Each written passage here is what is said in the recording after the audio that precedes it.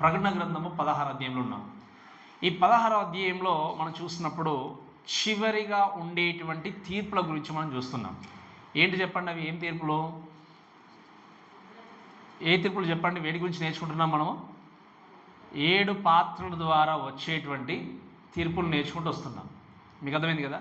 So 7 పాత్రల గురించి మనం మాట్లాడినప్పుడు మొదటి పాత్ర దేవుని యొక్క దూత పారబోయగానే ఎక్కడ పోస్తాడు చెప్పండి?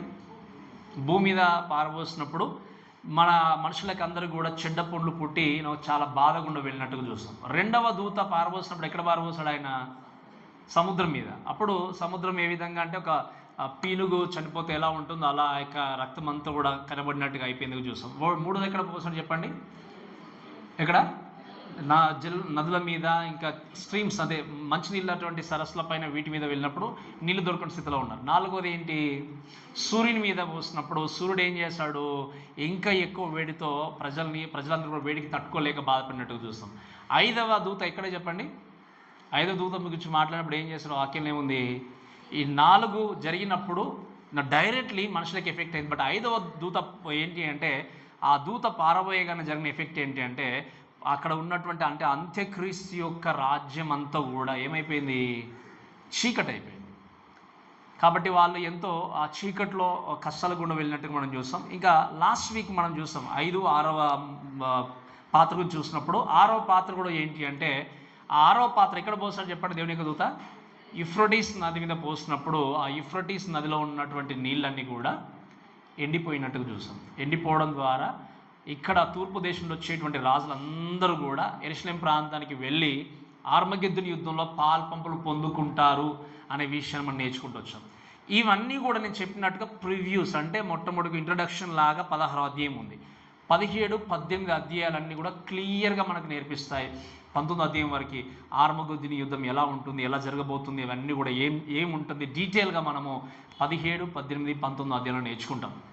కాబట్టి ఈ యొక్క ఉదయకాల సమయంలో ఈ 3 అంటే ఇది థర్డ్ వీక్ ఏంటి అంటే, ఇది ద 7 వాల్స్ ఆఫ్ జడ్జ్మెంట్. అంటే ఏంటి? 7 పాత్రల ద్వారా వచ్చేటువంటి దేవుని తీర్పు గురించి మాట్లాడినప్పుడు టుడే లాస్ట్ బాల్ కదా, చివరి పాత్ర. సో చివరి పాత్ర గురించి మనం నేర్చుకుంటూ వెళ్దాం. దానికి చదవండి 17వ వచనంలో. 17వ వచనం, 7వ దూత తన పాత్రను వాయుమండలం మీద కుమ్మరింపగా సమాప్తమైనది చెప్పుచున్న ఒక గొప్ప స్వరము గర్భాలయం నుండి ఉన్న సింహాసనం నుండి వచ్చిన మాట చూస్తున్నాం. 7th ఏంజల్, 7వ దూత తన దగ్గర ఉన్నటువంటి పాత్రను పోయగానే, మీరు వినండి, మీరు గమనించాల్సింది ఏంటి అంటే, దేవుడు ఇచ్చినటువంటి 7 ముద్రలకి కూడా 7 బూరల గురించి ఆలోచన చేసినప్పుడు కూడా 6 కంప్లీట్ కాగానే కొంచెం ఇంటర్లోడ్గా దేవుడు ఏం చేశాడు? కొంచెం అవకాశం ఇచ్చి వార్నింగ్ ఇచ్చాడు, మీరు తప్పకుండా మళ్ళీ సరి చేసుకోండి అని. బూరల గురించి మాట్లాడినప్పుడు కూడా ఈ ట్రంపెట్స్ గురించి అక్కడ కూడా 6 అయిన తర్వాత 7వది కూడా ఏంటి? కొంచెం గ్యాప్ వచ్చినట్టుగా చూస్తాం. ఇక్కడ కూడా చూస్తే లాస్ట్ వీక్ మనం నేర్చుకున్నాం 6 పాత్రల ద్వారా కుమ్మరింపబడిన తర్వాత ఒక మాట చెప్పాడు. దేవుడేమన్నాడు? ఇదిగో నేను త్వరగా వస్తున్నాను. సో నేను త్వరగా వస్తున్నాను కాబట్టి మీరు రిపెంట్ కండి, అంటే మీరు పశ్చాత్తాపడండి, మీ బ్రతుకును మార్చుకోండి. So I'm giving you 1 more chance అని చెప్పాడు దేవుడు. నేను మీకు అవకాశం ఇస్తున్నాను. ఏంటి? ఇంకా భయంకరమైనటువంటి 7వ పాత్రతో కూడిన ఆ యొక్క తీర్పు రాకముందు మీరు ఏం చేయండి? మారు మనసు పొందండి అని దేవుడు ఒక మాట చెప్పాడు. ఆయన వాక్యంలో ఏముంది? వారు మారు మనసు పొందలేదు. సో ఈ యొక్క 7వ పాత్ర అనేది చివరిగా భూమి మీద, మనుషుల మీద, పరలోకంలో వచ్చేటువంటి తీర్పు. కాబట్టి 7వ పాత్ర గురించి మాట్లాడినప్పుడు వాక్యం రాయబడిన మాట ఏంటి అంటే, వాయుమండలం మీద ఏమైపోయింది చెప్పండి? కుమ్మరింపబడినట్టుగా చూస్తాం. ఈ వాయుమండలం మీద కుమ్మరింపబడి వచ్చినటువంటి ఒక స్వరము మన వాక్యంలో చూస్తే గర్భాలయం నుండి లేదా దేవాలయం నుండి వచ్చిన స్వరం ఏంటి అంటే సమాప్తమైనది. ఏం స్వరం చెప్పండి? ఈ సమాప్తమైనది అన్నటువంటి ఒక స్వరాన్ని చూస్తాం. అయితే ఈ స్వరం గురించి చెప్పడం కంటే ముందు నేను ఎక్కడ పోయబడింది చెప్పండి? ఆ యొక్క పాత్ర ఎక్కడ పోసాడు దేవుని యొక్క దూత? వాయుమండలం మీద అని చూస్తాం. ఈ వాయుమండలం మీద మనం చూసినప్పుడు మీరు గమనిస్తే ఏంటి అంటే, ఈ యొక్క భూప్రపంచములో వాయువు అంటే ఈ యొక్క గాలి అంతా కూడా ఏంటి? చుట్టూ తిరుగుతూ కూడా అంతా కూడా సర్క్యులేట్ చేస్తూ వెళ్తూ ఉన్నప్పుడు మీరు గమనించండి, మానవుడు బ్రతకాలి అంటే మొట్టమొదటిగా కావాల్సింది ఏంటి? ఆహారం కంటే ముందు గాలి. ఇప్పుడు ఏం జరుగుతుంది? కరెక్ట్గా దేవుడు దేని మీద అటాక్ చేశాడు? వాయుమండలం మీద. అందుకే మీరు కరెక్ట్గా గమనిస్తే కొంతమంది చెప్పేది ఏంటి అంటే మోస్ట్లీ మన బైబిల్లో కూడా చూస్తాం, ఫైనల్గా సాటాన్ యొక్క అధికారాన్ని కలిగి ఉండి దేన్ని ఉపయోగించుకున్నాడు అంటే వాయుమండలాన్ని ఉపయోగించుకుంటాడు. అందుకే మనం prince and power of the air అంటాం. ఎవరిని? సాతాన్ని. వాయుమండల సంబంధమైన అధిపతి అంటాం. ఏమంటాం చెప్పండి? వాయుమండల సంబంధమైన అధిపతికి మనం ఏం చేయాలి? వ్యతిరేకంగా పోరాడుతూ మనం తప్పకుండా వెళ్ళాలి అని మనము బుక్ ఆఫ్ ఎఫెసియన్స్లో మనం చూస్తూ వెళ్తాం. సో ఈ వాయుమండలం మీద ఇది పోయబడినప్పుడు మీరు వినండి, అక్కడ జరిగేది ఏంటి అంటే ఆ యొక్క ఎయిర్ కూడా సరైనటువంటి సర్క్యులేషన్ లేకుండా లోకంలో ఉన్నటువంటి ప్రజలందరూ కూడా ఏంటి చెప్పండి, ఖచ్చితంగా కష్టం కూడా నష్టాలు కూడా వెళ్తూ ఉన్నారు. మళ్ళీ రిమెంబర్, దేవుణ్ణి అంగీకరించిన ప్రజలకి ఏ సమస్య లేదు. దేవుడు ఎలాగైనా ప్రొవైడ్ చేయగలడు, ఎలాగైనా వారిని భద్రపరచగలడు. 1,44,000 మందిని ఎంతగా ట్రై చేసిన అంత్యక్రీస్తు ఏం చేశాడు చెప్పండి? కనీసము టచ్ కూడా చేయలేకపోయాడు. ఆ విధంగా దేవుడు ఏర్పరచుకున్నటువంటి జనాంగానికి సమస్య రావట్లేదు. స్పెషల్లీ ఇన్ ద జెరూసలేం, దాని గురించి నేను తర్వాత చెప్తాను మీకు. కానీ మిగతా ప్లేసెస్ అన్నీ కూడా ఏంటంటే ప్రపంచమంతా ఆల్ గ్లోబ్ ఏమైపోయింది అంటే ఎఫెక్ట్ అయిపోయింది. ఎందుకంటే 7వ పాత్ర ఎక్కడ పోయబడింది చెప్పండి? వాయుమండలం మీద పోసినట్టుగా చూస్తాం. కాబట్టి ఈ వాయుమండలం మీద పోసినప్పుడు సమస్తం కూడా ఎఫెక్ట్ అయ్యి వీళ్ళు బాధకుండా వెళ్తున్నప్పుడు వాక్యం రాయబడిన మాట ఏంటి అంటే సమాప్తమైనది అనేటువంటి ఒక స్వరము. ఎప్పుడు వాడతారు చెప్పండి సమాప్తమైనది అనేటువంటి పదాన్ని? ఎక్కడైనా బైబిల్లో చూసాం మనం ఈ పదాన్ని ఎప్పుడైనా? ఎక్కడ చెప్పండి? శిలువ పైన యేసుక్రీస్తు ఎన్నో మాట? అది 6వ మాట, అంతే కదా? 7వ మాట ఏంటంటే తండ్రి నా ఆత్మను మీ చేతికి. సో 6వ మాట ఏమన్నాడు? సమాప్తం, ఇట్ ఈస్ ఫినిష్డ్. సమాప్తమైనది అనే మాట ఎందుకు యేసుక్రీస్తు వాడాడు చెప్పగలరా మీరు? ఎందుకు చెప్పండి? ప్రజల కోసము ఏర్పరచబడినటువంటి రక్షణ ప్రణాళికను ఆయన ఏం చేశాడు? నెరవేర్చి పాపులకి దేవుని దగ్గరికి వెళ్ళడానికి మార్గాన్ని ఏర్పాటు చేశాడు. కాబట్టి ఆ రక్షణ ప్రణాళిక అనేది, రక్షణ మార్గం అనేది స్టార్ట్ అయింది. కాబట్టి నా పని ముగించుకున్నానని చెప్పేసి ఏమన్నాడు దేవుడు? సమాప్తమైంది అని చెప్పేసి ఒక మాట వాడాడు. బట్ ఇక్కడ ఇట్స్ డన్, అయిపోయింది. ఏమైపోయింది అని ఆలోచన చేసినప్పుడు దేవుడు ఎన్నిసార్లు అయితే దేవుడు చెప్పాడు మీరు మారు మనసు పొందండి లేకపోతే నా ఉగ్రతను చూపిస్తాను, మీరు ఉగ్రతకు లోనవుతారని దేవుడు ఎన్ని రకాలుగా దేవుడు హెచ్చరించి వచ్చినా కూడా వాళ్ళు వినకపోతే దేవుడు చెప్పాడు ఏంటి అంటే నా ఫైనల్ జడ్జ్మెంట్ వస్తుంది. సో ఇట్స్ డన్ అనే మాట చెప్పాడు. ఎప్పటితో? ఈ 7వ పాత్రతో దేవుని యొక్క జడ్జ్మెంట్ అనేది లోకం మీద ముగిసిపోతుంది. పరలోకంలో వచ్చేటువంటి తీర్పు అనేది ముగిసిపోతుంది. ఇంకా సమాప్తమైంది, ఇంకా మీకు ఛాన్స్ అనేది లేదు, అవకాశం లేదు. ఈ సమాప్తమైన పదాన్ని మనం చూసినప్పుడు అది కూడా వాక్యంలో మనం చూస్తాం. లాస్ట్ టైం కూడా చెప్పాను, ఎప్పుడు రాయబడినా కూడా వాక్యంలో రాయబడిన మాట ఏంటి అంటే స్పెషల్లీ ప్రకటన గ్రంథంలో గొప్ప స్వరం అనే మాట చూస్తున్నాం, అంతే కదా? ఈ గొప్ప స్వరము అనే మాట గురించి మాట్లాడినప్పుడు నేను మీకు చెప్పాను, గొప్ప స్వరం అంటే ఏంటంటే అర్జెన్సీ. అంటే తప్పకుండా మీరు త్వరగా ఏం చేయండి? స్వరాన్ని విని మీరు మారండి. అంతేగాని మీకు ఒకసారి నేను జ్ఞాపకం చేస్తాను ఇదే స్వరాన్ని గురించి చెప్తూ. ఒక వ్యక్తి నడుచుకుంటూ వెళ్తున్నాడు అన్నప్పుడు ఒక గోతిలో పడిపోతున్నాడు అంటే ఏం చేస్తాం మనము? తిరిగేంత వరకు గట్టిగా అరుస్తాం. అదే మామూలుగా మనం ఏదైనా అవసరం ఉండి పిలిచినా పలకకపోతే పర్లే తర్వాతనే వెళ్ళి మాట్లాడవచ్చు అనుకుంటాం. కానీ అది ఒకవేళ ఆ స్వరం గట్టిగా మనం పలకకపోతే, ఆ గట్టిగా మనం పిలవకపోతే ఆయనకు వచ్చేటువంటి ప్రమాదం మనకు తెలుసు. కాబట్టి ఏమంటాం? మనం వెంటనే హెచ్చరిస్తాం. అలానే దేవుడు వాక్యాన్ని చూస్తే గొప్ప స్వరం అని పదే మెన్షన్ చేయబడింది. ఈవెన్ ఈ 17వ వచనం నుండి 21వ వచనం వరకు గొప్ప అనే మాట 7 సార్లు రాయబడింది. అంటే మహా గొప్ప అనే మాట దాదాపుగా 7 సార్లు. అంటే ఎంత సీవియర్గా ఈ పనిష్మెంట్ ఉండబోతుంది అంటే అంత సీవియర్గా ఉండబోతుంది. మీకు అర్థమని చెప్పిన మాట. మనుషులు చేస్తే కొద్ది వరకే, నేను చెప్పాను లాస్ట్ టైం కూడా, మనుషులు చేస్తే కొద్ది వరకు మాత్రం ఉండొచ్చు. కానీ దేవుడు చేసేది ఏంటి అంటే చాలా సీవియర్గా గ్రేట్ అండ్ గ్రేటెస్ట్గా ఉండబోతుంది. కాబట్టి దాన్ని తెలియజేస్తూ దేవుడు ఏమన్నంటే ఇక స్వరం వచ్చింది ఏంటి అంటే దేవాలయం నుండి సమాప్తమైనది, ఇట్ ఇస్ డన్, ఇంకా దీని తర్వాత అవకాశము లేదు. సో ఈ మాటను చూస్తూ దయచేసి వినాల్సింది ఏంటి అంటే మీరు చూడండి, అక్కడ దేవుడు యేసుక్రీస్తు కల్వరిలో మరణించి మనందరికీ కృప ద్వారా రక్షణను కలుగజేశాడు. ఇక్కడ సమాప్తమైన మాట ఏంటి అంటే the judgement with no grace. కల్వరిలో దేవుడు ఏం చేస్తాడు? ఈ ప్రొవైడ్ గ్రేస్. ఏం చేస్తాడు? దేవుడు కృపను మనకు అనుగ్రహించాడు. ఇక్కడ సమాప్తమైందంటే అర్థం ఏంటి అంటే కృపను తీసివేశాడు, ఇంకా నో గ్రేస్. కృప లేదు అంటే ఒక వ్యక్తి రక్షింపబడడానికి అవకాశము లేదు. కృప లేదు అంటే ఒక వ్యక్తి దేవుని దగ్గర రావడానికి అవకాశం లేదు. ఎందుకు? నీకు దేవుడు అవకాశం ఇచ్చాడు, ఛాన్స్ ఇచ్చాక నువ్వేం చేసావు? దాన్ని ఉపయోగించుకోలేదు. కాబట్టి వెంటనే జరిగేది ఏంటి అంటే, ఒకవేళ బ్రతికి ఉంటే దేవుడిచ్చే శిక్షను పొందుకొని నరకానికి వెళ్ళాలి. ఒకవేళ మరణించి ఉంటే దేవుని అంగీకరించకుండా డైరెక్ట్ నరకానికి వెళ్ళిపోవాల్సిందే. ఎందుకు? ఇంకా గ్రేస్కి కానీ లేకపోతే ఆ దేవుని కృపకు కానీ కరుణకు కానీ చోటు అనేది లేదు. ఒక్క మాట మీరు చాలా జాగ్రత్తగా వినండి.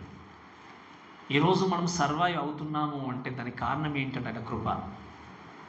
వాక్యంలో రాయబడిన మాట ఏంటి అంటే, మా ఎడల మీ కృప హెచ్చుగా ఉన్నది అంటాడు భక్తుడు. అంతే కదా? అంటే దినదినం ఏం చేయబడుతుంది? ఆయన కృప మన ఎడల హెచ్చుగా ఉంది కాబట్టే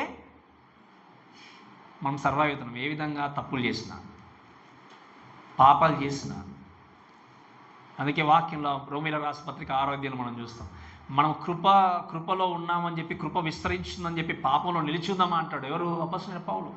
మనం గ్రేస్ పీరియడ్లో ఉన్నాం, కృపాకాలంలో ఉన్నాం కాబట్టి ఈ కృప మనలో విస్తరించిందని చెప్పి తప్పులు చేసినా, పాపాలు చేసినా ఈ కృప ఉంది అని చెప్పి మనం ఎస్కేప్ అవుతున్నాం అనుకుంటున్నాం. కానీ గుర్తు చేసుకోవాల్సింది ఏంటి అంటే, నువ్వు మాట్లాడే ప్రతి మాటకి ఒకరోజు దేవుని దగ్గర చెప్పండి గట్టిగా లెక్క అనే మాట మనం తీయలేకపోతున్నాం. అంతే కదా? మీరు అన్నా అనకపోయినా ఒకరోజు ఖచ్చితంగా మనం మాట్లాడే ప్రతి మాటకి లెక్క అనేది ఏంటో తెలుసా మీకు?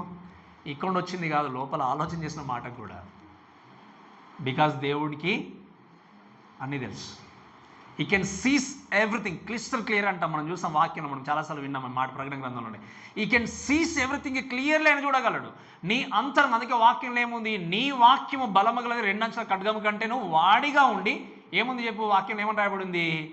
మూలుగలను కీలను విభజించమట్టుకు దూరేటువంటి బలమైనటువంటి ఖడ్గం అది. It can goes inside, it can spear. ఆ లోపలికి వెళ్ళిపోయి నీ జీవితాన్ని మార్చగలిగేటువంటి శక్తివంతమైన ఏంటంటే దేవుని యొక్క వాక్యం.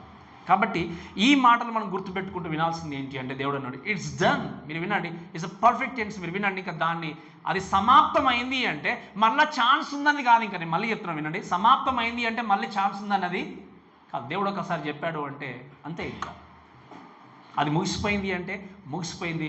కృప లేదు, కరుణ లేదు, జాలి లేదు, దయ లేదు. కేవలము అక్కడ ఆ రోజు ఉండేది ఏంటి అంటే దేవుని ఉగ్రత మాత్రమే. అందుకే మీరు చూడండి, దేవుణ్ణి ఒకవైపు మాత్రమే చాలామంది క్రైస్తవులు చూస్తారు. కాయిన్ ఉన్నప్పుడు 2 వైపులో చూడరు. అంతే. కొంతమందికి దాన్ని ఏమంటాం మనము? బొమ్మ బొరుసాడు. కొంతమంది బొమ్మ అంటే చాలామందికి ఇష్టం. ఇటువైపు అంటే ఇష్టం ఉండదు కొంతమందికి. కొంతమంది ఏంటి అంటే దేవుని ఒకవైపే చూస్తారు. ఏంటి? ప్రేమ కలిగిన దేవుడు, జాలి కలిగిన దేవుడు, కరుణించే దేవుడు, కృప కలిగిన వాడు, మనం ఏం చేస్తా క్షమించగలిగే దేవుడు అని చూస్తాం. But I just wanted to remind you. నేను మీకు జ్ఞాపకం చేసేది, గుర్తు చేసేది ఏంటి అంటే, అటువైపు కూడా నువ్వు తిరిగి చూస్తేనే ఆయన గొప్పతనం మీకు అర్థమవుతుంది. అటువైపు తిరిగి చూస్తేనే నీ పాపాన్ని నువ్వు చూసుకోగలవు. అటువైపు తిరిగి చూస్తేనే నీ పాపాన్ని నువ్వు కడిగి వేసుకున్నావు. ఏ విధంగా కడిగి వేసుకుంటావు? దేవుని దగ్గరకు వచ్చి ప్రభువా నన్ను క్షమించమని అడిగితే ఆయన కడిగి వేయగలడు. నీ జీవితాన్ని మార్చగలడు, నీ బ్రతుకును మార్చగలడు. కేవలం నీ దేవుడు నన్ను ప్రేమించేవాడు, జాలిగల దేవుడు అనుకుంటూ నువ్వు వెళ్ళిపోతూ ఉంటే దేవుని నువ్వు కేవలం ప్రేమగల దేవుడుగా రిసీవ్ చేసుకుంటున్నావే. కానీ ఈ దేవుడు, ఈ రక్షకుడు, నా జీవితాన్ని మార్చే దేవుడు, నా తప్పును సర్దిద్దే దేవుడు అనే విషయం నువ్వేం చేస్తున్నావు? మర్చిపోతున్నావు. ఈ వాక్యం అనేది 2 అంచులు గల ఖడ్గం అనే మాట ఎందుకు వాడాడంటే, ఈ వాక్యము మన జీవితాన్ని సరిచేసేది. ఎంతమంది చేత చూపించారు? ఎంతమంది మీ జీవితాన్ని సరి చేసుకోవడానికి వచ్చారు? ఇక్కడ సరి చేసుకోవడానికి రాకపోతే దయచేసి మీరు వచ్చిన వ్యర్థం. సరి చేసుకోవడానికి రాకపోతే ఇక్కడికి వచ్చినా కూడా వ్యర్థమే. ఎన్ని సంవత్సరాలుగా వాక్యం విన్నా వ్యర్థమే. అందుకే నేను చాలాసార్లు చెప్పాను, ఈ వాక్యం నేను బోధిస్తున్నాను మీకంటే ఎక్కువ నేను నేర్చుకుంటున్నాను ఇక్కడ. ఈ వాక్యం మన జీవితాన్ని ప్రతిరోజు మార్చాలి. కేవలము ఇది మార్చకుండా నాకు అవసరం లేదనుకుంటే నువ్వు వచ్చి ఎంతసేపు కూర్చున్నా, ఎంత టైం స్పెండ్ చేసినా అది నీ జీవితానికి ఏ మాత్రం ఉపయోగకరంగా ఉండదు. ఇది మన బ్రతికేంటో క్లియర్గా చూపించే దేవుని యొక్క వాక్యం. అందుకే it's a mirror, it's works as a mirror. ఏంటి? ఈ యొక్క వాక్యం అనేది అద్దము లాంటిదని మనం వాక్యంలో చూస్తాం. నీ హృదయంలో, నీ అంతరంగంలో ఎటువంటి మలినం ఉందో క్లియర్గా నీకు తేటగా స్పష్టంగా చూపించగలిగే ఏకైక పుస్తకం ఏంటిది చెప్పండి? దేవుని యొక్క వాక్యం, పరిశుద్ధ గ్రంథం. కాబట్టి మీరు గమనించండి, ఈ వాక్యము సెలవిచ్చేది ఏంటంటే దేవుని యొక్క వాక్యం సమాప్తమైన మాట చెప్పిన తర్వాత చూడండి, ఈ పోయబడిన తర్వాత జరిగిన విషయం ఏంటంటే చూడండి, దయచేసి వర్స్ 18 చదవండి. అప్పుడు మెరుపులను ధ్వనులను ఉరుములు ఏం జరిగింది, పుట్టినని చూస్తున్నాం. ఇవి కామన్గా బైబిల్లో మనం చూస్తూ ఉంటాం. మెరుపులు ఉరుములు ఇవన్నీ కూడా చూస్తుంటాం కదా చాలాసార్లు. ఈ ఉరుములు మెరుపుల గురించి మాట్లాడినప్పుడు రిజల్ట్స్ ఏంటి అంటే ఆలోచన చేసినప్పుడు, ఈ ఉరుముల గురించి మాట్లాడినా మెరుపుల కోసం మాట్లాడినా, ఈవెన్ దేవుని యొక్క వాక్యం చూస్తే ప్రకటన గ్రంథంలో కూడా ఎన్నో సందర్భాల్లో వీడి గురించి రాయబడింది. ఒకసారి 11వ అధ్యాయం 19వ వచనం చదవండి దయచేసి. 11వ అధ్యాయం 19వ వచనం.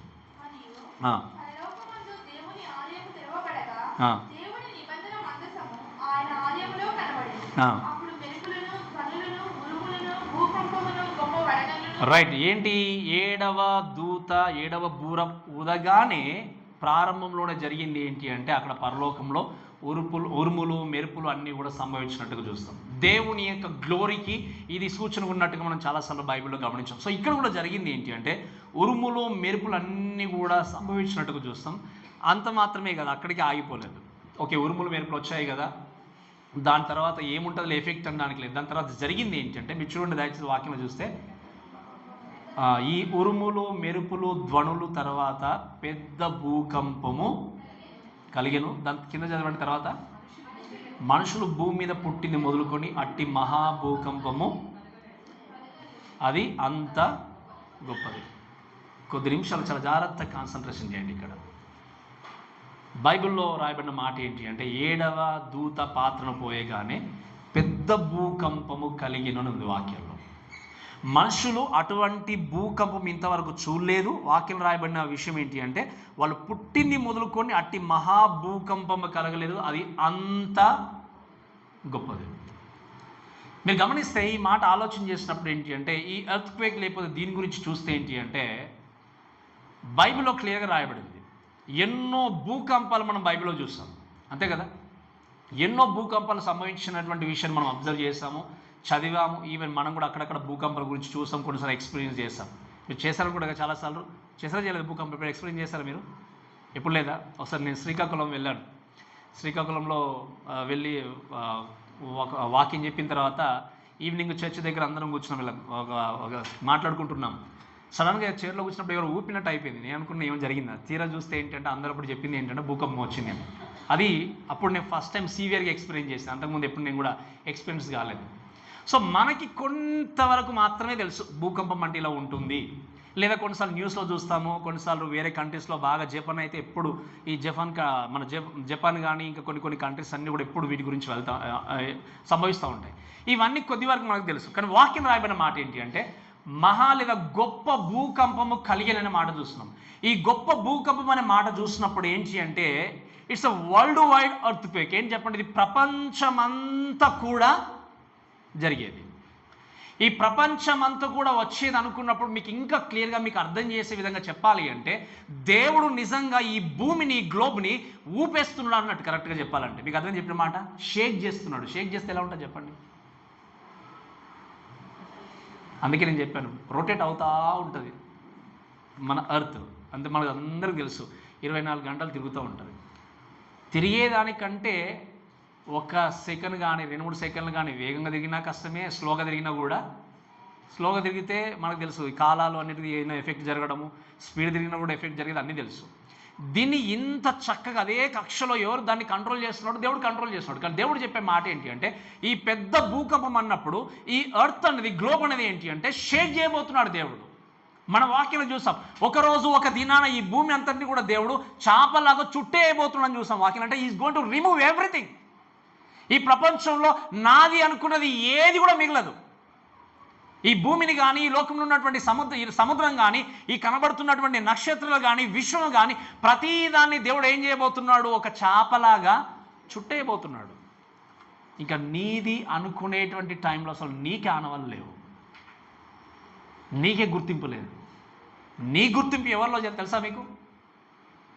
దేవుడు నీతో ఉంటే నీ గుర్తింపు. ఈ అనంత విశ్వాన్ని దేవుడు ఏం చేయబోతున్నాడు? ఒకరోజు ఈ భూమిని అంతటి కూడా చాపలకు చుట్టేయబోతున్నాడు. కాబట్టి నీవు నాదనుకున్నా, దానికోసం పోరాటం చేసినా, పరిగెత్తినా నో యూస్. అందుకే నేను చెప్పేది ఏంటి అంటే శాశ్వతమైన దాని కొరకు మీరు ప్రయాసపడండి. పర్మనెంట్గా ఉండే దాని కొరకు కష్టపడండి. ఈ లోకంలో ఉండేటువంటి తాత్కాలికమైన దాని కొరకు పరిగెత్తి పరిగెత్తి పరిగెత్తి అలసిపోయి చివరికి శాశ్వతమైన దాని గురించి మీరు పరిగెత్తకుండా, అయ్యో ప్రభు మాకు అవకాశం ఇవ్వండి అంటే దేవుడు ఏమన్నాడు, ఇట్స్ డన్, అయిపోయింది, నో మోర్ ఛాన్స్ అనేటువంటి మాట మనం వింటున్నాము. ఒకరోజు జరగబోతుంది. ఈరోజు నిజంగా దేని కొరకు ప్రయాసపడుతున్నారు, దేని కొరకు పరిగెత్తున్నారు? దేవుడు అన్నాడు, I am going to shake this world. ఈ భూమిని దేవుడు ఏం చేయబోతున్నాడు? షేక్ చేయబోతున్నాడు. ఆ షేక్ చేసినప్పుడు వాక్యంలో చూస్తే రాయబడిన మాట ఏంటి అంటే, మనుషులు భూమి మీద పుట్టినది మొదలుకొని అట్టి మహాభూకంపం ఇప్పటి వరకు కలగలేదు.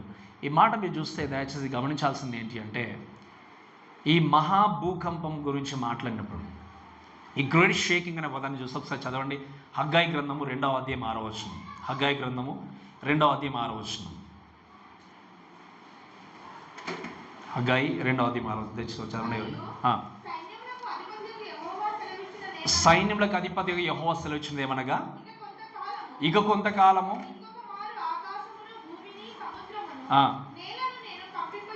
నేనేం చేస్తాను, ఇంకొక మారు భూమిని, ఆకాశాన్ని, నేలను, సముద్రాన్ని ఏం చేస్తాను? దేవుడు చెప్పాడు మాట. మీరు వినండి. మనము ఆలోచన, కొన్నిసార్లు భూకంపం కలిగితేనే ఏం జరుగుతుందో మనకు తెలుసు. అలాంటిది దేవుడు భూమిని మొత్తం షేక్ చేస్తే జరిగేది ఏమిటో తెలుసా? మీరు గమనించండి. అక్కడ ఉన్నటువంటి మౌంటైన్స్ కానీ సముద్రాలు కానీ అన్నీ కూడా ఏం జరుగుతాయి చెప్పండి? వాటి యొక్క స్థానాన్ని తప్పిపోతాయి. తప్పిపోయినప్పుడు జరిగేటువంటి అనార్థం ఎలా ఉండబోతుంది మనకు తెలుసు. బైబిల్లో ఒక్కసారి చూస్తాం మనం. ఎక్కడో తెలుసా? ఒక భూకంపాన్ని, ఒక జలప్రలయాన్ని చూస్తాం. ఏం జరిగింది? దేవుడు ఏం చేశాడు? అది వరకు వర్షం అంటే తెలియనటువంటి ప్రపంచానికి 6వ అధ్యాయం రాగానే వర్షం అంటే ఏంటో తెలిసొచ్చిన తర్వాత భూకంపం అంటే ఏంటో తెలిసొచ్చింది.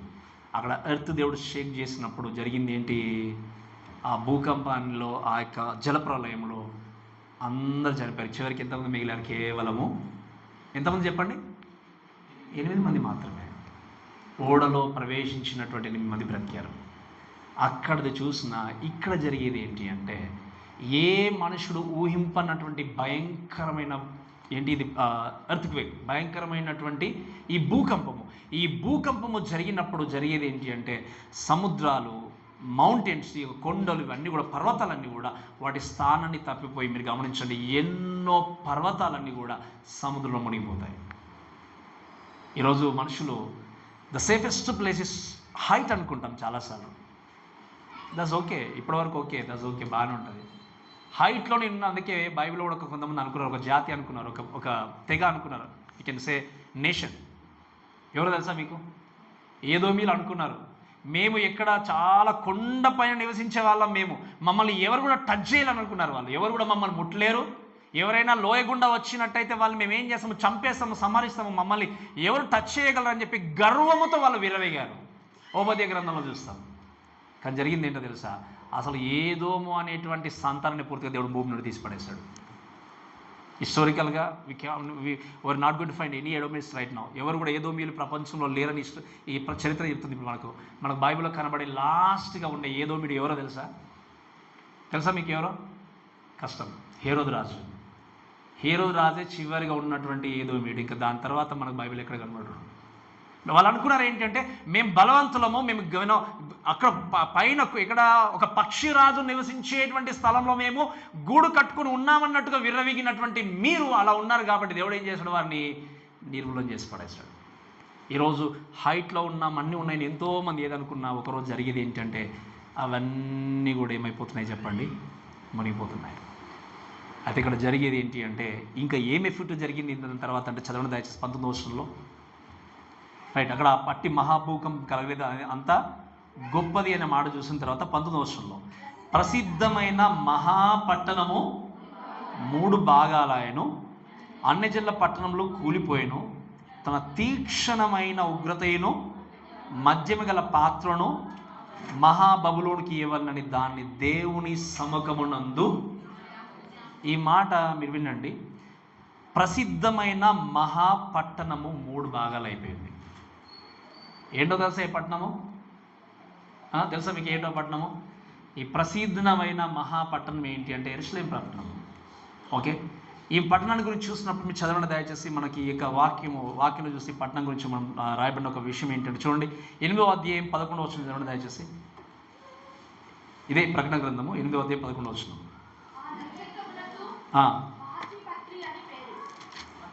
11వ అధ్యాయం చదువుతాం. 8వ అధ్యాయం 11వ అధ్యాయము 8వ వచనం. 11వ అధ్యాయం 8వ వచనం.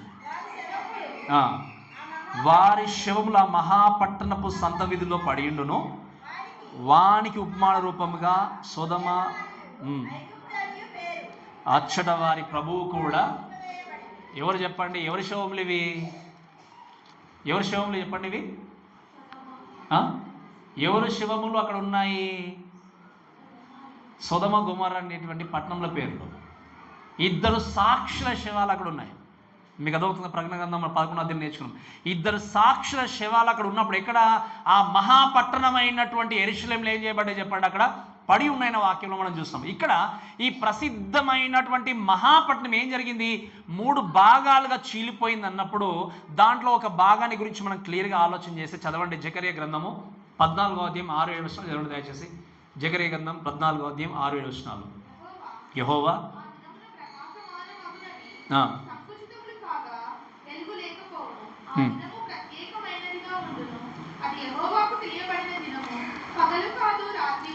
ఇది జకరియా గ్రంథం 14వ అధ్యాయమా? చదవండి, మరోసారి చదవండి. 14, 6-7 వచనాలు.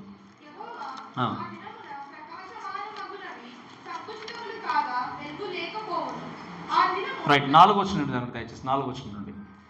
ఆ దినమున యెరూషలేము యొక్క తూర్పునున్న ఒలీవ కొండ మీద ఆయన పాదములుంచగా ఒలీవ కొండ తూర్పు తట్టుకును పడమటి తట్టుకునకును నడిమికి విడిపోయి సగము కొండ ఉత్తరపు తట్టుకును సగము కొండ దక్షిణపు తట్టుకును జరుగును గనక విశాలమైన లోయ ఒకటి ఏర్పడును అని మాట చూస్తున్నాం. మీరు చాలా జాగ్రత్తగా దయచేసి వాక్యాన్ని మీరు నెమరు వేసుకోవాలి, వాక్యాన్ని గుర్తుపెట్టుకోవాలి. అప్పుడే పుట్టిన పసిపిల్లల్లాగా మళ్ళీ అన్ని కొత్తగా ఉండకుండా కొన్ని ఖచ్చితంగా గుర్తుపెట్టుకోవాలి. ఇది ఎప్పుడు జరగబోతుందో తెలుసా? ఇది ఈ యెరూషలేములో ఉన్నటువంటి ఈ యొక్క సీయోను కొండ 2 భాగాలుగా చీలిపోతుంది. ఎప్పుడు అంటే ఈ పాత్ర అనేది పోయబడినప్పుడు యేసుక్రీస్తు ఆ కొండ మీద కాలు పెట్టినప్పుడు ఆ జరిగేది ఏంటి అంటే ఆ కొండ గురించి ఒలీవల కొండ ఏం జరుగుతుంది? సీయోను ఒలీవల కొండ ఏం జరుగుతుందంటే 2 భాగాలుగా చీలిపోతుంది, విడిపోతుంది. యేసుక్రీస్తు పాదం ఉంచినప్పుడు ఎందుకు అనే మాట చూసినప్పుడు మనకు తెలుసు. యేసుక్రీస్తు ఏ కొండ మీద నుండి ఆరోహణమై వెళ్ళిపోయాడు తెలుసా? తెలియదు ఏదైనా? ఒలీవ కొండ, అవునా కదా? ఒలీవ కొండ నుండి ఆరోహణమై వెళ్ళిపోయిన దేవుడు చెప్పిన మాట ఏంటంటే నేను మరలా ఇదే రీతిగా లోకానికి తిరిగి వస్తాడని చెప్పి అక్కడ ఉన్నటువంటి దేవుని యొక్క దూతలు ప్రకటించినట్టుగా చూస్తాం. యేసుక్రీస్తు ఏ కొండ మీద నుండి కాలు తీసుకుని వెళ్ళిపోయాడో అదే కొండ మీద పాదము మోపడానికి రాబోతున్నాడు. చాలా జాగ్రత్తగా గుర్తుపెట్టుకోండి దయచేసి. ఏ కొండ మీద నుండి పాదం తీసుకుని వెళ్ళిపోయాడో అదే కొండ మీద మళ్ళీ పాదం మోపడానికి యేసుక్రీస్తు లోకానికి రాబోతున్నాడు. ఇది ఎంత అక్యురేట్గా ఆలోచన చేయండి. ఎక్కడైతే వెళ్ళాడో అదే కొండ మీద పాదం మోపినప్పుడు జరిగేది ఏంటి అంటే ఆ ఒలివల కొండ 2 భాగాలుగా చీలిపోయి ఒక భాగం ఏమో ఉత్తరపు తట్టు, ఇంకొక భాగం ఏంటి దక్షిణపు తట్టు. ఈ విధంగా వాక్యం చూసి ఇంకా తూర్పు పడమని మాట విషయం చూస్తాం. అంటే ఒక చీలికనేమో మధ్యధర సముద్రంలోకి వెళ్ళిపోతుంది, ఇంకొక స్ట్రీమ్ ఏమో ఏంటి అంటే ఇటు యొర్దాను ఇటువంటి డెడ్ సీ వైపు వెళ్ళిపోతుంది. ఇది వెళ్ళిపోయినప్పుడు జరిగేది ఏంటంటే పెద్ద లోయ ఏర్పడి చక్కటి వాటర్ బయటకు వస్తాయి. ఇది ఎప్పుడు జరగబోతుంది? తీర్పు జరిగిన తర్వాత యేసుక్రీస్తు ఆ ఒలివ కొండ మీద కాలు మోపగానే. మీరు వినండి, ఆల్రెడీ సముద్రం అంతా ఎండిపోయింది, సముద్రం అంతా కలుషితమైపోయింది, నదులు కలుషితమైపోయాయి. వాటర్ లేనటువంటి స్థితిలో ఉన్నటువంటి వాళ్ళు మీరు వినండి, ఈ యొక్క స్ప్లిట్ అయిపోయినప్పుడు జరిగినప్పుడు ఇది చాలా భయంకరంగా ఇశ్రాయేల్ జనాంగానికి లేకపోతే అక్కడ ఉన్నటువంటి యెరూషలేము ప్రాంతంలో ఉన్నటువంటి దేవుని యొక్క బిడ్డలకి కష్టమే కదా అనుకుంటే కష్టం ఎప్పుడు కాదు. ఎందుకంటే అనేకులు సరైనటువంటి నీళ్లు లేక మంచునీళ్ళు లేక కష్టపడుతున్నప్పుడు జరిగింది ఏంటి అంటే అది స్ప్లిట్ కాగానే దాని నుండి మంచునీళ్ళన్నీ బయటకు వచ్చేసి అనేకులకు ఉపయోగకరంగా ఉంటుంది. ఇంకొక మాట ఏంటి అంటే యెరూషలేము పట్టణము దాదాపుగా పూర్తిగా రక్షింపబడింది. ఆ టైంకి యెరూషలేము పట్టణానికి జడ్జ్ చేసేటువంటి అవకాశం లేదు. ఎందుకంటే మనం చదువుతుంది చూడండి, ఒక మాట మనకు అర్థమవుతుంది. అదే చూడండి 11వ అధ్యాయము 13వ వచనం. 11వ అధ్యాయం 13వ వచనం. ఆ గడియలోనే గొప్ప భూకంపం కలిగినందున ఆ పట్టణంలో 10వ భాగం కూలిపోయాను. ఆ భూకంపం వలన 7,000 మంది చచ్చిరి. రైట్. అక్కడ చూస్తే యెరూషలేం పట్టణంలో చూస్తే దాదాపుగా దేవుడు తీసేసిన ప్రజలందరూ తీసేశాడు. అక్కడ ఉన్నటువంటి వ్యక్తులందరూ కూడా ఏంటంటే రిపెంటెడ్. సో అక్కడ దేవుడు తీర్పు తీర్చాల్సిన అవసరం లేదు ఇంకా. సో జరిగింది ఏంటి, నీళ్లు చక్కగా వచ్చినప్పుడు ఆ నీళ్ళ ద్వారా ఆ యొక్క పట్టణానికి ఉపయోగమే తప్ప పట్టణానికి వచ్చే నష్టమే లేదు. సో ఇక్కడ వాక్యంలో జరిగేది ఏంటి అంటే, ఈ ప్రసిద్ధమైనటువంటి ఈ మహాపట్టణము 2 భాగాలుగా చీలిపోయినప్పుడు, అంటే ఐ మీన్ సే అక్కడ ఉన్నటువంటి వాక్యం ఒలివ కొండ 2 భాగాలుగా చీలిపోయినప్పుడు అక్కడ వారికి ఉపయోగకరంగా నీళ్లు బయటకు వస్తున్నాయి, కానీ వారికి నష్టం అనేది ఏమీ కూడా లేదు. ఎందుకంటే ఇశ్రాయేలు జనాంగం అంతా ఆ టైం వరకు అందరూ కూడా రక్షింపబడతారు. దేవుని యొక్క వాక్యంలో రాయబడినటువంటి మాట, ప్రవచనం. మన ప్రకటన గ్రంథం ఐ మీన్ సే రోమపత్రిక 11వ అధ్యాయంలో చూస్తాము, ఇశ్రాయేలీలందరూ కూడా రక్షణ పొందుకుంటారు అని వాక్యం రాయబడింది. సో ఇది ఆ టైం వరకు నెరవేర్చబడుతుంది.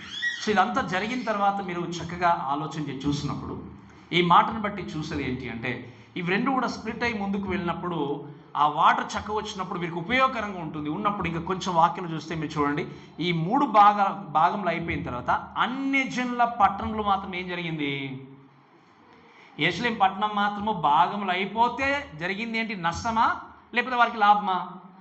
లాభం చేకూరుతుంది. కానీ ఇక్కడ అన్యజనుల పట్టణం ఏమైపోయాయి, కూలిపోయిన మాట. సో అక్కడ ఉన్నటువంటి ప్రతి సిటీ, అంటే ప్రపంచంలో మీరు వినండి, ఆలోచన చేసినప్పుడు చాలా గొప్ప పట్టణాలు అని ఏ పట్టణాలు అయితే పిలువబడుతున్నాయో ఆ పట్టణాలన్నీ కూడా సమూలంగా పూర్తిగా నిర్మించబడతాయి.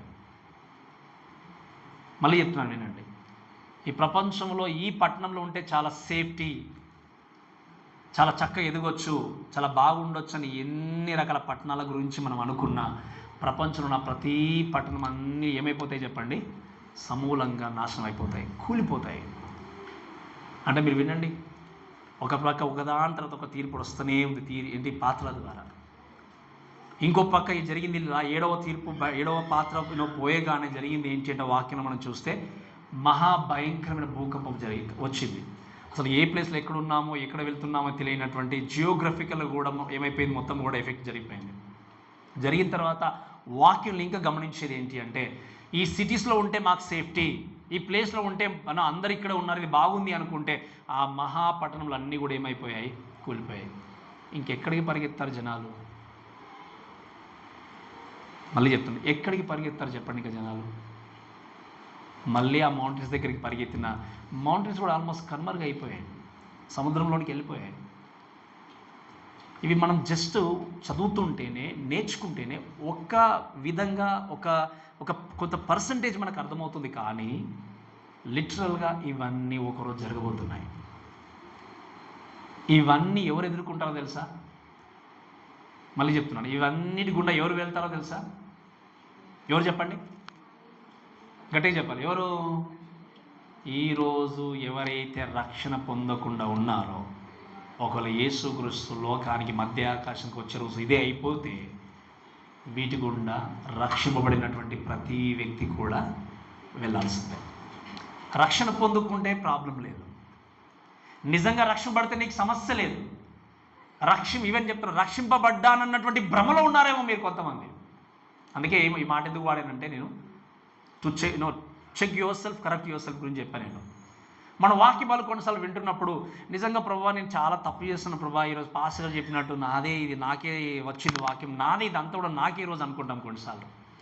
నిజంగా నా జీవితాన్ని కరెక్ట్ చేసుకోవాలి, నా బ్రతుకును కరెక్ట్ చేసుకోవాలి, నేను మారాలి అనుకుంటాం.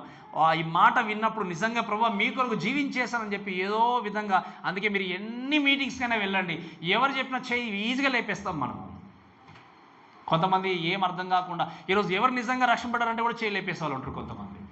అంటే ఎంత ఫాస్ట్గా అంటే రెస్పాండ్ అయిపోతుంది. ఎందుకు? అక్కడ ఉన్నటువంటి ఆ ఎమోషనల్ లేకపోతే అక్కడ ఉన్నటువంటి వాక్యాన్ని విని ఒక తీవ్రమైనటువంటి స్థితిలో ఏం చేస్తాం, వెంటనే డిసిజన్ తీసుకుంటాం. ఓకే ప్రభా, నేను జీవిస్తాను, మార్చుకుంటాను అన్నీ చెప్తాం.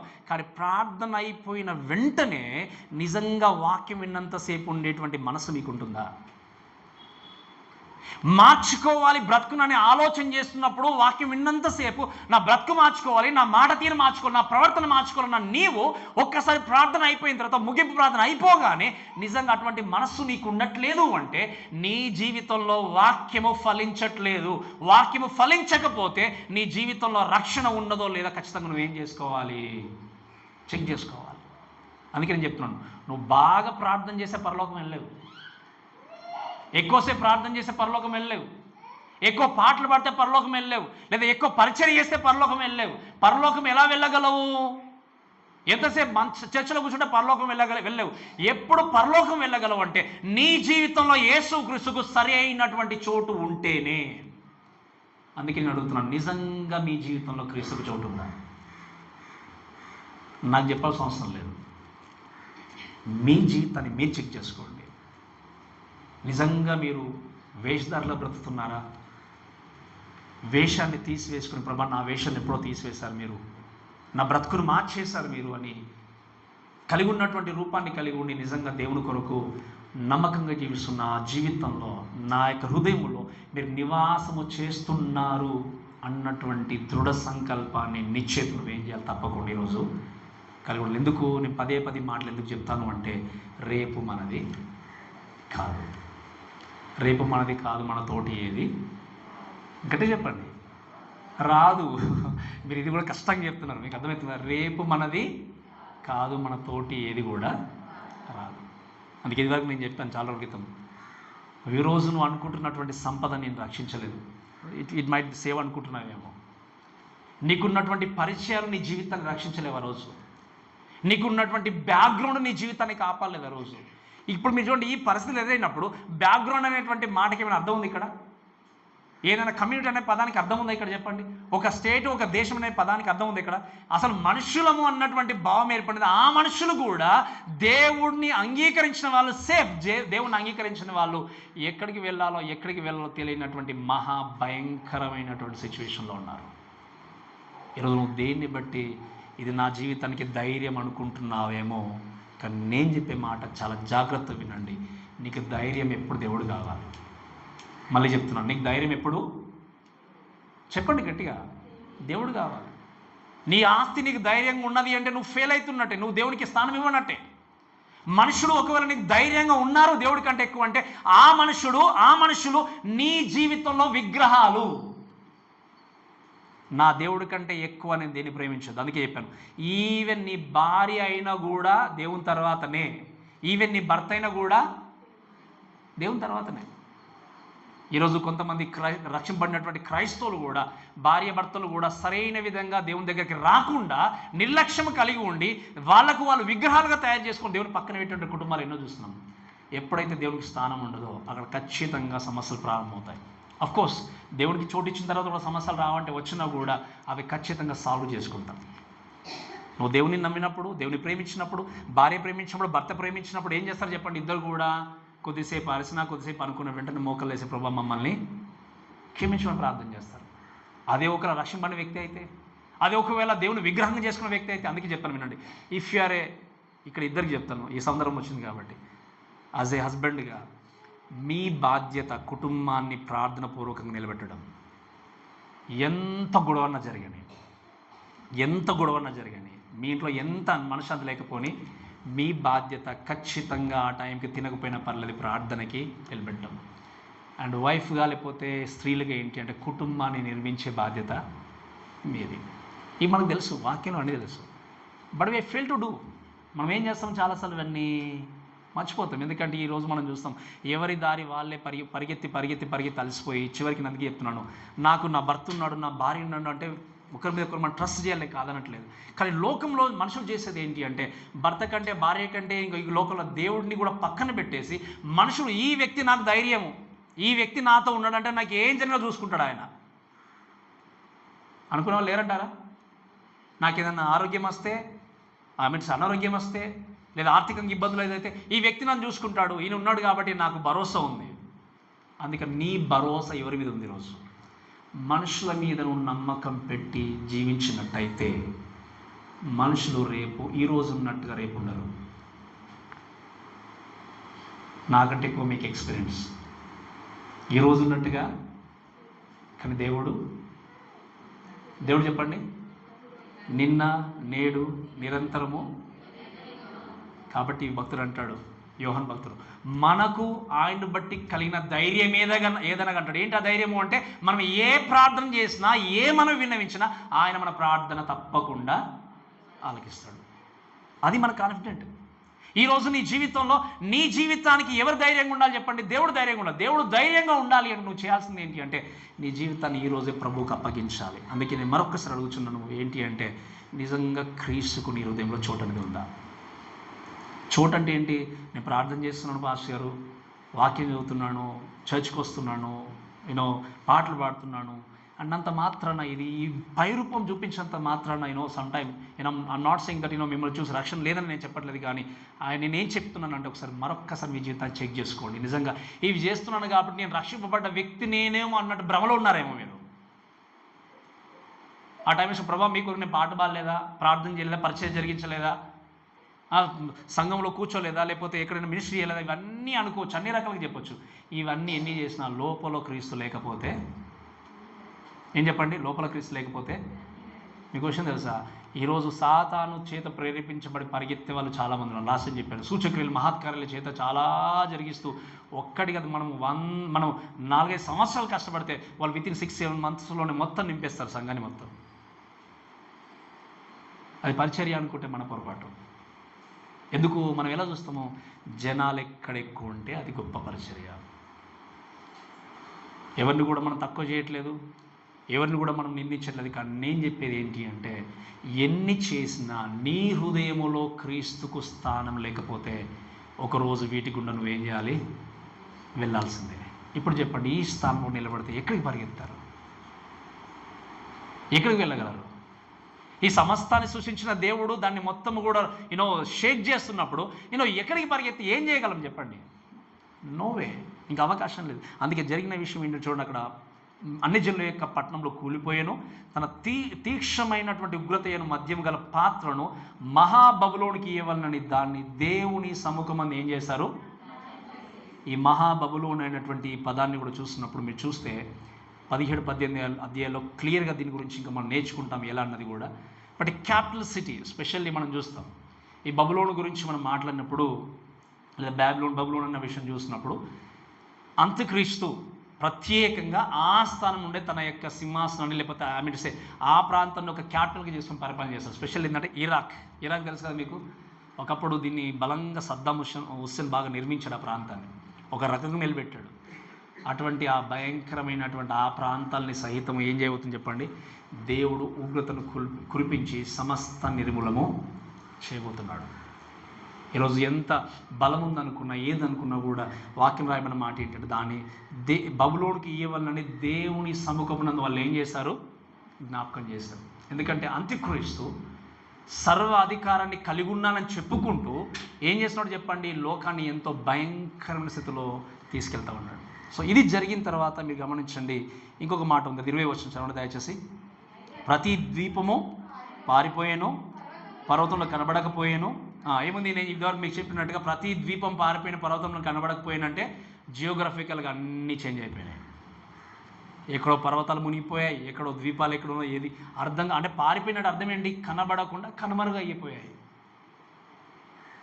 అందుకే ఇప్పుడు కొంతమంది చెప్తున్నారు, హిస్టారికల్గా ఫిజీ అనేటువంటి ఆ ద్వీపం ఉంది కదా, ఆ త్వరలోనే అంతమైపోతుంది అని చెప్పి మనం చాలాసార్లు వింటా ఉన్నాం.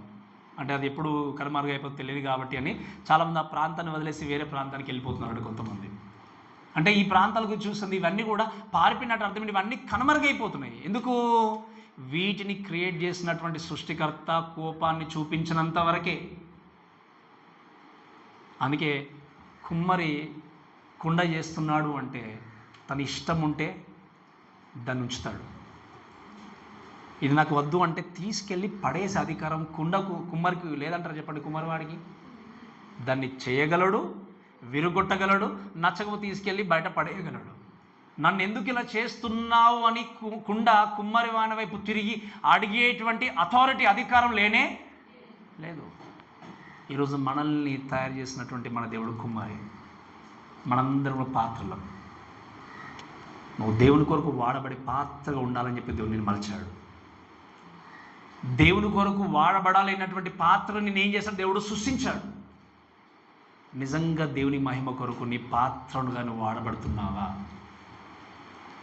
వాడబడినటువంటి పాత్ర యొక్క పరిస్థితి ఏంటంటే దాన్ని తీసి పడవేయడం. ఈరోజు నిజంగా దేవుని కొరకు నువ్వు వాడబడుతున్నావా? అందుకే చెప్తుంటాను కదా అప్పుడప్పుడు నేను, తుప్పు పట్టడం కంటే అరిగిపోవడం లేదు. మళ్ళీ చెప్తున్నాను, ఎర్రైటర్ అనే ఒక వ్యక్తి చెప్పాడు, తుప్పు పట్టడం కంటే, మీకు అదే, తుప్పు పట్టడం ద్వారా ఉపయోగం ఏం లేదు. తనకి ఉపయోగం లేదు, అక్కడ ఉన్నటువంటి ఆ ప్రాంతానికి ప్రతి ఏ వ్యక్తికి ఉపయోగం లేదు. అరిగిపోవడం ద్వారా నువ్వు అరిగిపోతున్నావేమో, కానీ నువ్వు అరిగిపోతూ నువ్వు 10 మందికి ఏం చేస్తున్నావు చెప్పండి? వెలుగు నింపుతున్నావు.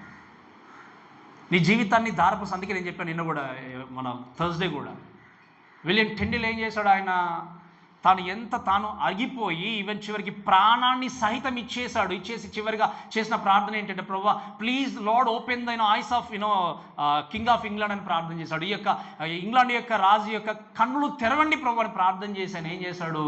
చనిపోయాడు. ఆయన ప్రాణముతోనే ఒక కొయ్యకాలు కట్టేసి ప్రాణంతో బ్రతికున్నప్పుడే కర్రలు పేర్చేసి తగలబెట్టి చంపేశారు. దేని కొరకు తెలుసా మీకు? ఆయన చేసిన తప్పేంటో తెలుసా? బైబిల్ ఇంగ్లీష్లోకి ట్రాన్స్లేషన్ చేయడం. ఆయన చేసిన తప్పేం లేదు. వాక్యాన్ని ఇంగ్లీష్లోనికి తర్జుమా చేయడం ఆయన చేసిన తప్ప అదే. ఒక క్యాపిటల్ పనిష్మెంట్గా ఆయన తీసుకెళ్ళి భావించి ఏం చేశారు? ఆయన చనిపోయాడు, మరణించాడు, కానీ ఆయన అరిగిపోవడం ద్వారా, మరణించడం ద్వారా ఆయన మరణము వ్యర్థంగా పోలేదు. ఎందుకంటే ఆయన తర్వాత కొన్ని వందల కొద్ది ఇంగ్లీష్ బైబిల్స్ బయటకు వచ్చేసాయి. అనేకుల చేతిలో, అనేకులే కదా, ఇప్పుడు ప్రపంచంలో ఆల్మోస్ట్ ప్రతి క్రిస్టియన్ చేతిలో బైబిల్ ఉంది. దానికి కారణం ఏంటో తెలుసా? ఆయన తన ప్రాణం పెట్టాడు కాబట్టి. అందుకే విలియం కేరీ, నేను లాస్ట్ టైం చెప్పాను, మన దేశానికి వచ్చాడు, మన ప్రాంతం కాదు, మన యొక్క భాష అది ఏం లేదు. ఆయన వచ్చేసి ఈ బైబిల్ మొత్తం ట్రాన్స్లేషన్ చేశాడు. ఏంటి? ఇంగ్లీష్ నుండి తెలుగులోనికి ట్రాన్స్లేషన్ చేసిన తర్వాత చేసిన విషయం ఏంటి అంటే, వాక్యం అంటే నచ్చినటువంటి వ్యక్తులు ఏం చేశారు? దాన్ని తగలబెట్టేశారు, కాల్చివేశారు. అందుకే చూడండి, ఎంత కష్టం చెప్పండి. ఒక్కొక్క మాట రాయాలంటే, ఒక్కొక్క పదాన్ని ట్రాన్స్లేషన్ టేక్స్ టైం, చాలా టైం. మనం ఒక 4-5 పేజీలు చేయాలంటేనే చాలా రిస్క్ అనిపిస్తుంది కొన్నిసార్లు మనకి. అటువంటిది ఇన్ని పదాలు ఇవన్నీ సేకరించి రాసి తగలబెట్టేసిన తర్వాత ఆయన మరలా ఏం చేశాడు? మరలా తన పనిని ప్రారంభించి ఇది కంప్లీట్ చేశాడు. కాబట్టి ఈరోజు ఈ బైబిల్ మన చేతుల్లో కేవలం తెలుగు మాత్రమే కాదు, భారతదేశంలో అనేక భాషల్లో ఆయన తర్జుమా చేశాడు. ఆయన కమిట్మెంటు ఎంతో గొప్పది. ఆయన అరిగిపోయాడు. ఆయన తన జీవితాన్ని సర్వస్వాన్ని దారపోసాడు. ఎక్కడో ఉన్నటువంటి ఆయన తన యొక్క కంఫర్ట్ జోన్ వదులుకొని ఏం చేశాడు? ఆయన అంత కష్టమైన స్థితిలోనికి ఈ యొక్క ప్రాంతానికి, దేశానికి వచ్చి తన యొక్క కంఫర్ట్ జోన్ వదులుకొని అన్ని రకాలుగా ఆయన అనుభవించి సాక్రిఫైస్ చేశాడు. కాబట్టి ఈరోజు మనకు అన్నీ దొరికాయి. కానీ మనం చేసేది ఏంటో తెలుసా? వాక్యం వినండి అని అంటే, వాక్యాన్ని చదవండి, బైబిల్ క్యారీ చేయండి అంటే మన కంఫర్ట్ జోన్ వదులుకోము. అందుకే కనీసం ఇంటుండే మనము ఇది 50 కేజీలు ఉండదు బైబిల్లో, అంతే కదా? అవునా కదా? చెప్పండి, 50 కేజీలు ఉండదు. కానీ దీన్ని మోయడానికి రావడం, అది ఫోన్ మాత్రం అస్సలు మర్చిపోం. మనం కళ్ళలో కూడా, నిద్రలో కూడా తల పక్కన పెట్టుకుంటాం. దీన్ని మాత్రం మర్చిపోతాం. వాళ్ళు అంత సాక్రిఫైస్ చేస్తే మనం ఏం చేస్తున్నాము? కనీసం బైబిల్ క్యారీ చేసి వచ్చి ఓపెన్ చేసి ఈ కంఫర్ట్ జోన్లో ఈవెన్ దేవుని కృప చేత మీరు ఆలోచన చేయండి, అన్నీ సెట్ అయిపోయాయి. ఇంకా ఇంత కంఫర్ట్, ఈ కంఫర్ట్లో కనీసము నువ్వు బైబిల్ కూడా క్యారీ చేయట్లేదు అంటే చెక్ యువర్. నిజంగా నువ్వు రక్షబడ్డ వ్యక్తివేనా? నిజంగా మీకు రక్షణ ఉందా? అందరే కదా చెప్పండి, ఉందంటే ఆ రక్షణ? నిజంగా మీరు బైబిల్ క్యారీ చేయట్లేదంటే I don't think so. Maybe మీరు నిజంగా దేవుని ప్రేమిస్తున్నారో ప్రేమించడం డౌటే, నిజంగా డౌటే. ఏదో చిన్నగా ఒక ఇంటికి వెళ్ళి ప్రార్థన చేస్తామంటే అప్పుడు నేను క్యారీ చేయక మర్చిపోయాడు, okay. But you're coming to the church, నువ్వు చర్చ్కి వస్తున్నావు, వాక్యం వినడానికి వస్తున్నావు, ఒక గంట సేపు వాక్యం వింటున్నావు, ఆయన నీ చేతిలో బైబిల్ ఉండట్లేదు అంటే ఐ డోంట్ థింక్ సో. నువ్వు నిజంగా దేవుని ప్రేమిస్తున్నావని చెప్పడానికి నువ్వు అబద్ధికుడివే.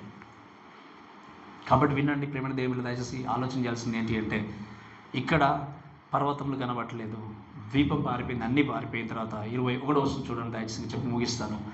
5 మనుగుల బరువు గల పెద్ద వడగండ్లు ఆకాశం నుండి మనుషుల మీద పడిను. ఆ వడగండ్ల దెబ్బ మిక్కిలి గొప్పదైనందున మనుషులు ఆ దెబ్బను బట్టి ఏం చేశారు? మీరు వినండి, ఈ మాట చెప్తాను.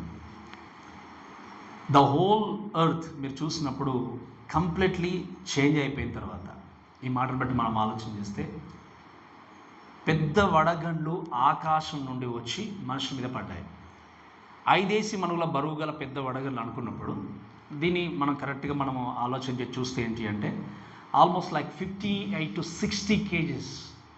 ఎంత చెప్పండి? 50-60 kgల బరువుతో ఉన్నటువంటి పెద్ద రాళ్ళు వచ్చి మనిషి మీద పడితే ఇంకెక్కడ చెప్పండి తప్పించుకునే అవకాశం ఎక్కడుంది?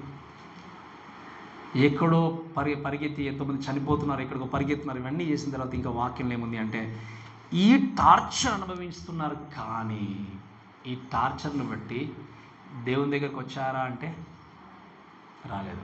మీరు వినండి, ఒక్క మాట చాలా జాగ్రత్త చెప్తాను, మీరు చాలా జాగ్రత్త దయచేసి వినండి, మేము ముగిస్తాను. ఇంకా నిజంగా వండర్స్ అండ్ సైన్స్ అంటే ఈ సూచక్రియలు, మహత్కార్యాలు నిజంగా ఒక వ్యక్తిని దేవుని సన్నిధికి నడిపించగలవా? నా ప్రశ్న మళ్ళీ వేస్తున్నాను.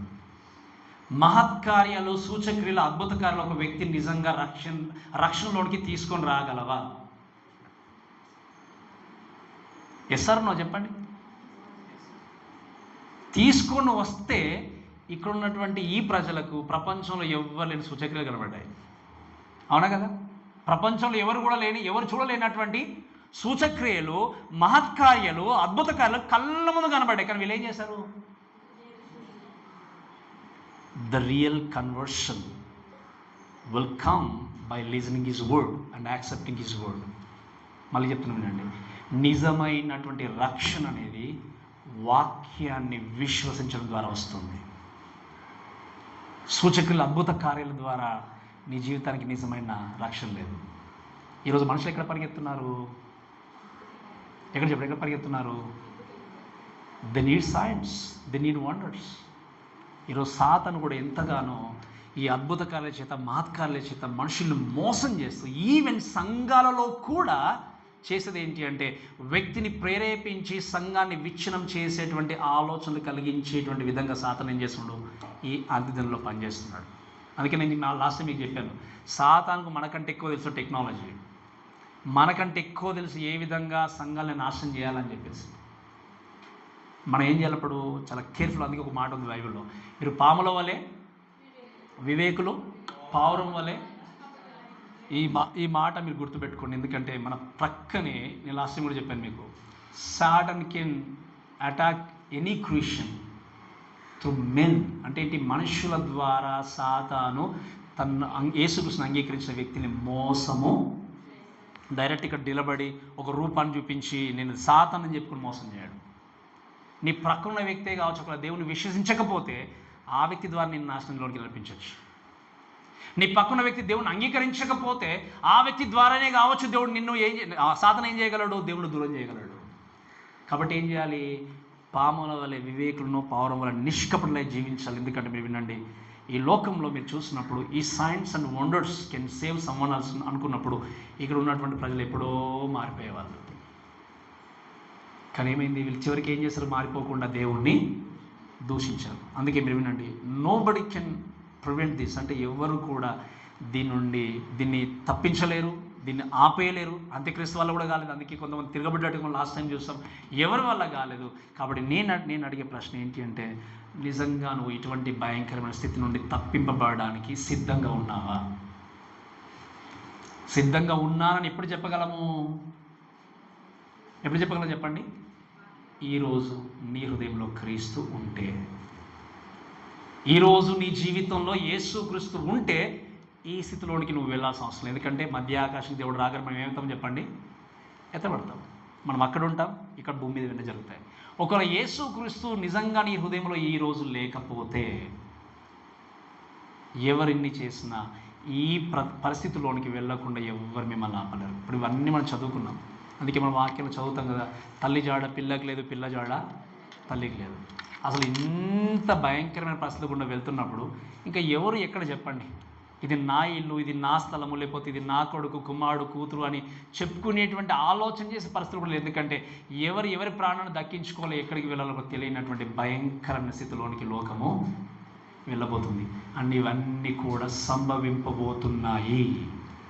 నేను మళ్ళీ చెప్తే ఇవన్నీ కూడా సంభవింపబోతున్నాయి. సో దేవుడు ఈరోజు మళ్ళీ అవకాశం ఇస్తున్నాడు, మళ్ళీ అవకాశం. అందుకే ఈ మాట చెప్పి నేను క్లోజ్ చేస్తాను.